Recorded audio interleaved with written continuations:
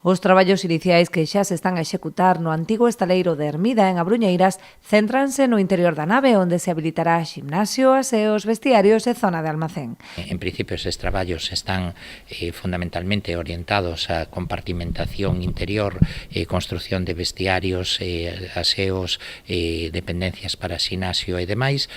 Vais ir procedendo paralelamente á mellora das condicións de impermeabilización e illamento de bandita nave, unha nave que vai a ser utilizada polo Clube de Remo. Esta instalación vai a convivir ca nave que teñen xa en Testal, co cual seguirán desenvolvendo a actividade na nave de Testal e paralelamente esta nave de Abruñeiras pois producirá digamos un servicio adicional para ximnasio, aseos, almacén, dependencias para as embarcacións e demais, que complementa digamos a actividade que desenvolve o Clube de Remo.